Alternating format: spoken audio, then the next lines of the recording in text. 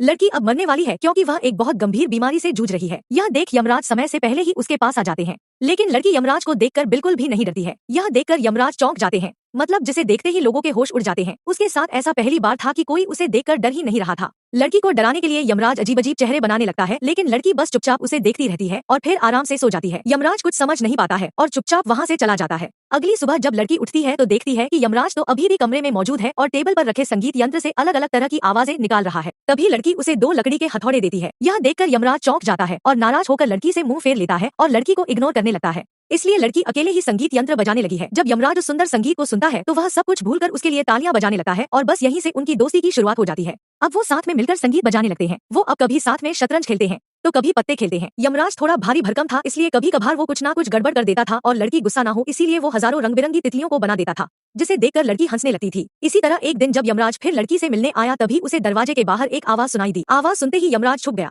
असल में वो डॉक्टर के आने की आवाज थी जो लड़की को देखने के लिए आई थी। उसने लड़की से कहा कि अब तुम बिल्कुल ठीक हो और जल्द ही घर जा सकती हो। डॉक्टर के जाने के बाद यमराज भी लड़की से विदा लेने के लिए आया। दोनों ने आखिरी बार एक दूसरे को देखा और अलविदा कहा। जब यमराज चला गया तो लड़की थोड़ी उदास हो गई, लेकिन लड़की उदास ना हो इसीलिए यमराज फिर से अदृश्य होकर आता है और संगीत यंत्र बजाने लगता है।